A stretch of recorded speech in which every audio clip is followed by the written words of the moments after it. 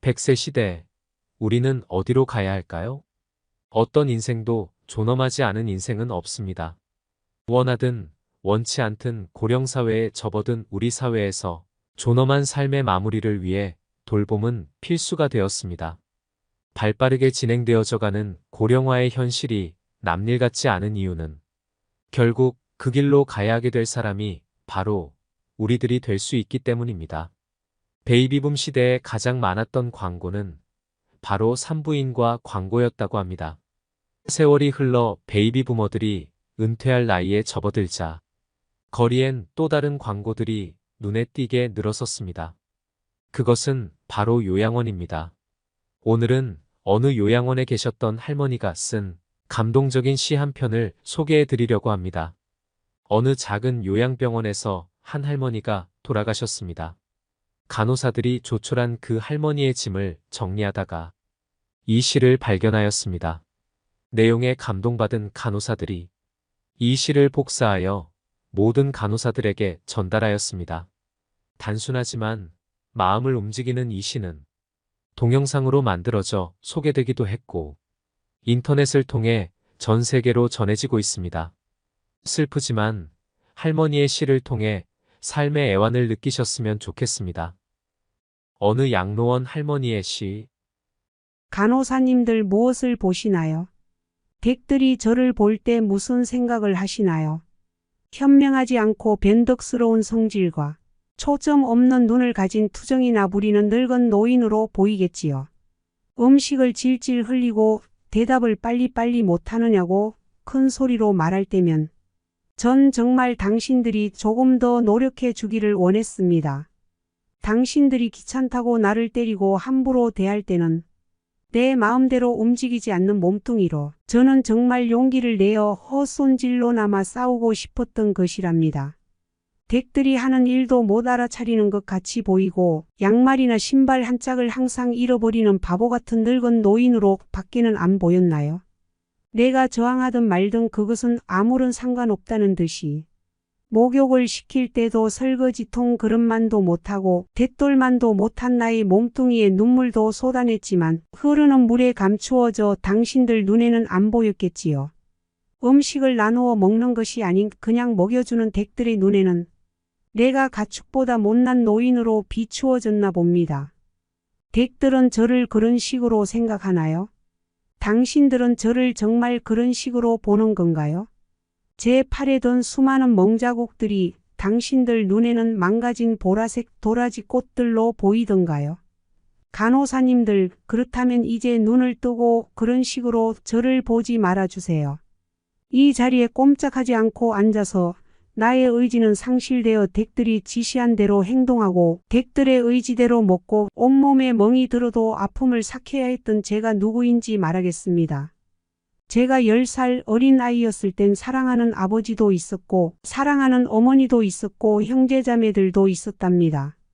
16이 되었을 땐 발에 날개를 달고 이제 곧 사랑할 사람을 만나러 다녔답니다. 20살 땐 평생의 사랑을 지키기로 약속하여 결혼하였고 나의 가슴은 고동쳤답니다. 25살이 되었을 땐 귀여운 어린 자녀들이 생겨났답니다. 당신들도 그런 어린 시절이 있었겠지요. 서로를 안아주고 감싸주는 행복한 가정이었답니다. 40살이 되었을 땐 어리기만 했던 아들, 딸들이 성장해서 집을 떠나게 되었지만 남편은 제 곁에 있어 슬프지 않았답니다. 50살이 되었을 땐 제 자식들은 직장에서 일을 하고 손주를 제 무릎에 안겨주었습니다. 그때 비로소 인생의 맛을 알게 되었답니다. 마침내 어두운 날들이 찾아와 내 옆에 있던 이가 먼저 하늘로 떠나게 되면서 앞으로의 삶을 생각해보니 두려운 마음에 몸이 오싹해졌답니다. 자녀들이 모두 자기의 자식을 키우고 있는 그 모습을 보고 난 내가 알고 있던 지난 날들과 내가 주고받았던 사랑을 한번 떠올려 봤답니다. 저는 이제 늙은이가 되었는데 참으로 우습게도 늙은이를 바보처럼 보이게 만드는 것들을 보면서 세월은 참으로 잔인한 것 같다는 생각을 해봤답니다. 몸은 망가지고 우아함과 활기는 떠나버렸고 한때는 마음이었던 것들이 이제는 무딘 돌이 되어버렸답니다. 시체와도 같은 이 늙은이 속에는 아직도 어린애 같은 마음은 살아있어. 가끔씩은 다 망가진 이 가슴도 부풀어 오르는 때가 있답니다. 좋아하는 사람이 생겨 젊은 시절처럼 사랑도 하고 싶다는 꿈도 꾸어본답니다. 즐거웠던 일들을 기억해보고 고통스럽던 일들도 떠올려보면서 저는 지금 다시 한번 용기를 내어 삶을 사랑하며 살아가려 합니다. 너무 짧고 빨리 지나간 지난 날들을 생각하면서 영원한 것은 아무것도 없다는 엄연한 현실을 받아들이기로 했답니다. 이제 사람들이여 눈을 떠보십시오. 투정이나 부리는 늙은이로만 보지 말고 좀 더 자세히 나를 봐주세요. 당신의 아버지는 아니나 아버지일 수도 있고 당신의 어머니는 아니나 어머니일 수도 있습니다. 그냥 가축에게 모이를 주듯 하지 마세요. 그냥 먹고 싶습니다. 멍들게 하지 마세요. 가슴 속에 멍을 안고 떠나지 않게 해주세요. 사는 동안에 하나뿐인 나의 간절한 소망입니다. 여러분은 이 시에서 무엇이 느껴지시나요? 요양원의 할머니가 생의 마지막 순간까지도 간절히 바랬던 것은 소소한 행복이지 않았을까요? 시를 읽는 내내 뜨거운 눈물이 흘렀습니다. 언론에서 일부 요양원의 실태를 보여주는 기사를 보신 분들이 있을 것입니다. 생의 마지막 단계에서 노인들은 군대처럼 아침 6시에 일어나야 하고 기저귀를 가는 정해진 시간까지는 변을 보아도 기다려야 하기도 합니다. 극단적인 경우이겠지만 일주일에 하루 정해진 시간에만 목욕할 수 있기에 온몸에 대변을 발라도 정해진 날까지 기다려야 하기도 합니다. 누구나 무병장수를 원하지만 모두에게 허락되는 것은 아닙니다. 때문에 간병하는 가족의 부담은 점점 늘어가는 게 우리나라의 현실입니다. 많은 분들이 요양원은 단순히 어르신의 식사나 기타 신체 활동을 보조하는 곳쯤으로 생각하십니다. 요양원의 세계도 자세히 들여다보면 세상의 축소판이라고 말할 수 있습니다. 실제 아직까지 국내 다수의 요양원은 고령화에 대한 대처가 다른 선진국에 비해 미흡하여 만족스럽지 못한 서비스를 제공하기도 합니다. 하지만 나이가 들었다고 해서 삶의 공간과 질이 낙후되어도 되는 것은 아닙니다. 오히려 어르신들의 신체적 특징에 맞춰 설계되고 건축된 공간에서 편안한 황혼의 삶을 제공해 드려야 하는 것이 앞으로 지향해야 할 국내 요양원의 모습일 것입니다. 이렇듯 요양원이 이상적인 돌봄과는 괴리가 크지만 그렇다고 꼭 집이 더 나은 것은 아닙니다. 돌보는 이나 거주지의 상황이 열악하다면 부족하나마 시설이 오히려 나을 수도 있습니다.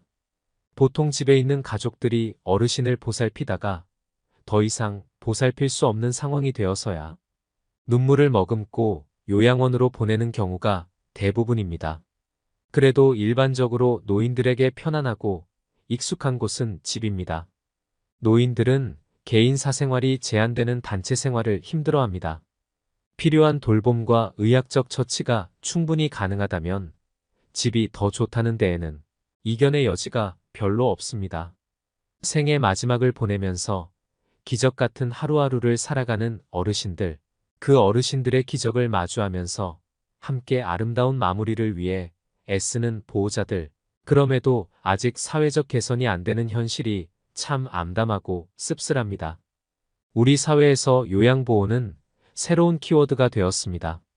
제2의 직업으로 요양보호사를 준비하는 사람도 늘었습니다. 그러나 요양시설과 피요양인, 그의 자식들, 그리고 요양보호사에 대한 사회적 인식은 제자리 걸음을 하고 있습니다. 현대판 고려장이라는 인식 말입니다. 사회가 고도화될수록 요양보호의 확대는 불가피한 면이 있습니다.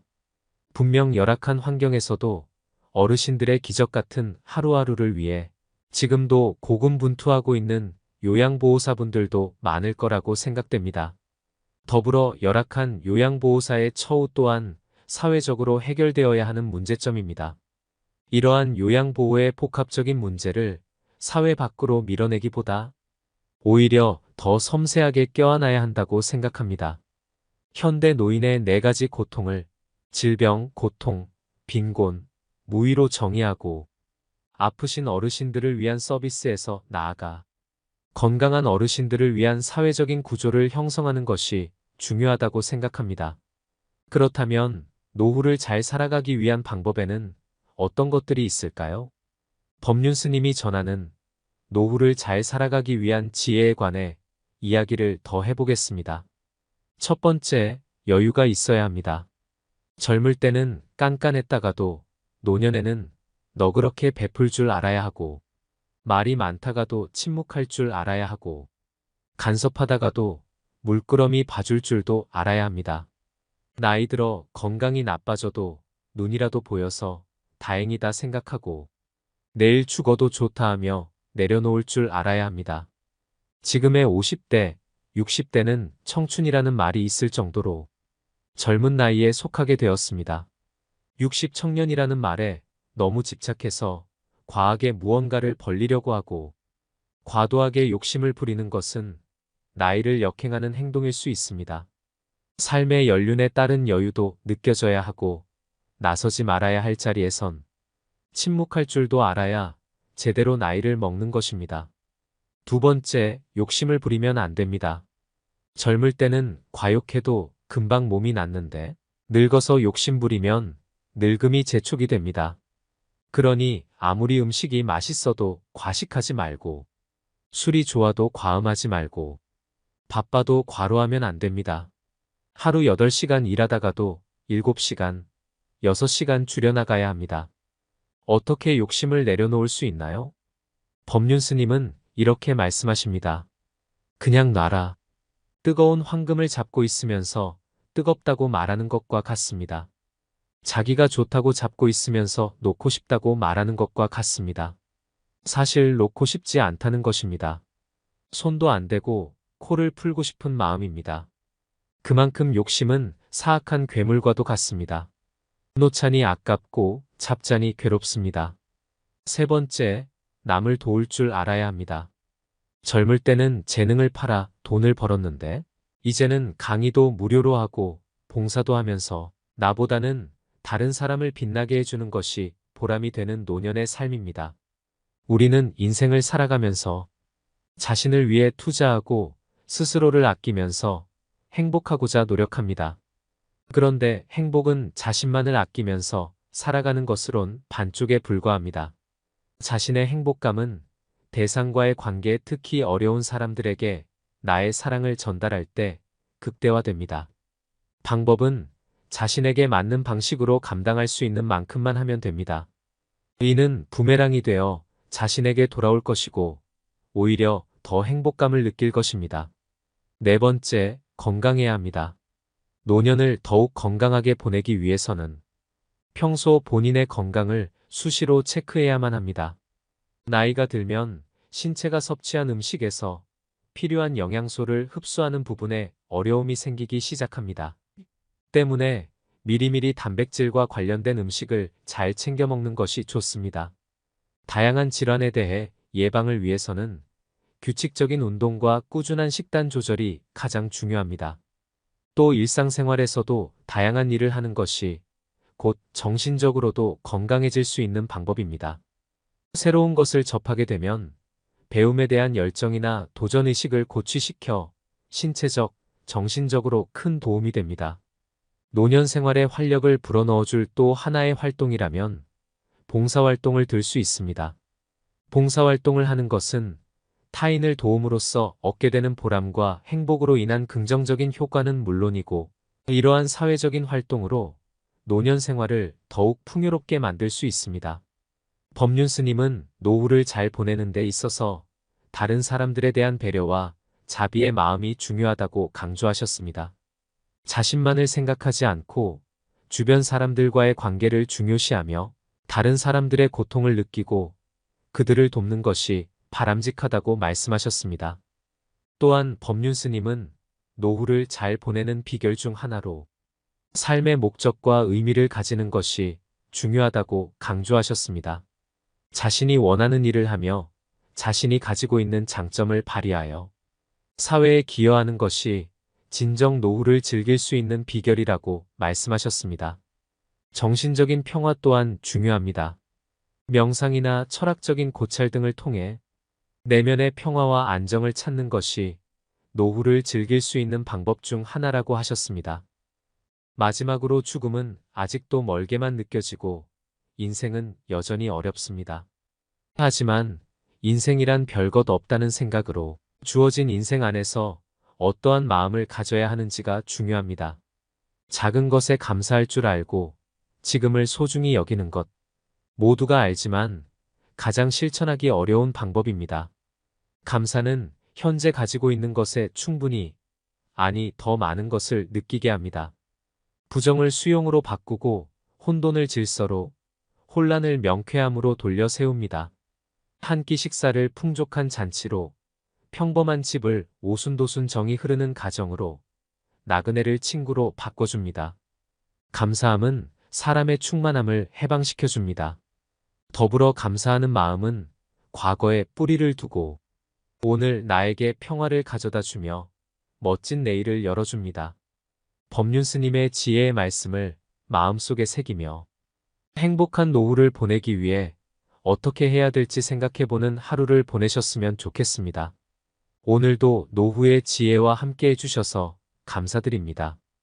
황금빛으로 무르익어가는 여러분의 지혜로운 인생을 언제나 응원합니다.